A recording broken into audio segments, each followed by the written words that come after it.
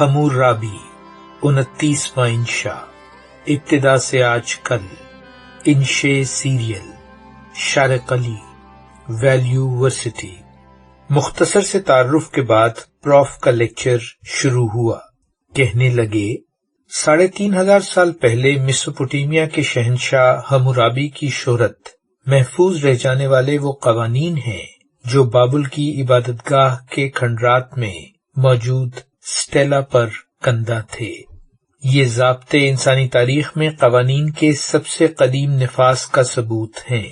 سٹیلے لکڑی یا پتھر کے ان قدیم ٹکڑوں کو کہتے ہیں جن پر کندہ تحریر کسی خاص معاشرے کے بارے میں ماہرین آثار قدیمہ کو معلومات فراہم کرے۔ دنیا کا سب سے قدیم تحریری قانون حمورابی کا یہ کوڈ کئی سٹیلوں پر نقش کیا گیا تھا۔ اسے جگہ جگہ عوامی مقامات پر مظاہرے کے لیے رکھا گیا تھا۔ حمورابی کے ضابطے نے قدیم بابل میں زندگی کے ہر پہلو کو متاثر کیا۔ آپ سوچ رہے ہوں گے کہ لکھا کیا تھا اس میں۔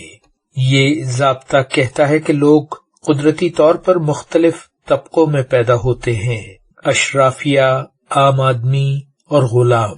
یہ ان پر لازم ہے کہ وہ جس کردار میں پیدا ہوئے ہیں اسے ہر صورت میں نبھائیں۔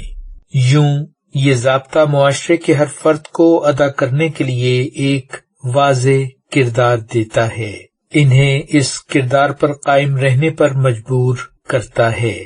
اس طرح یہ وسیع پیمانے پر سماج میں باہمی تعاون کو ممکن بناتا ہے۔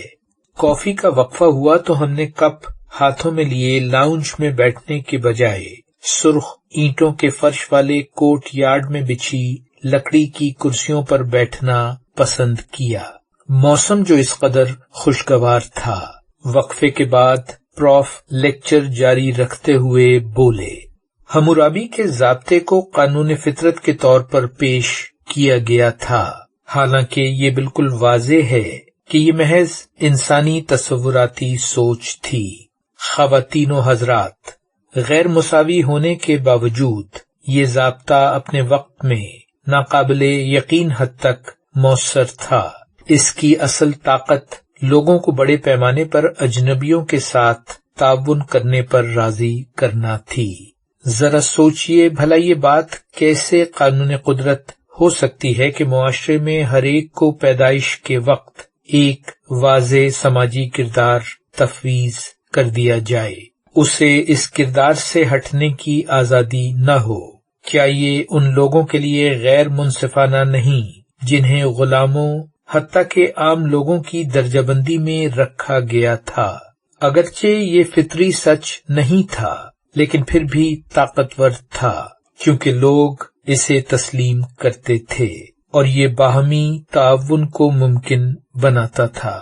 میرا نقطہ یہ ہے خواتین و حضرات کہ تصور شدہ رائج احکامات ضروری نہیں کہ درست اور منصفانہ ہوں، لیکن اگر بہت سے لوگ ان پر یقین رکھتے ہوں تو باہمی تعاون کی طاقت حاصل ہو جاتی ہے۔ قومیت، سماج، معیشت، مذاہب فطری سچ نہیں لیکن طاقتور ہیں۔ جاری ہے۔ شارق علی، ویلیو ورسٹی۔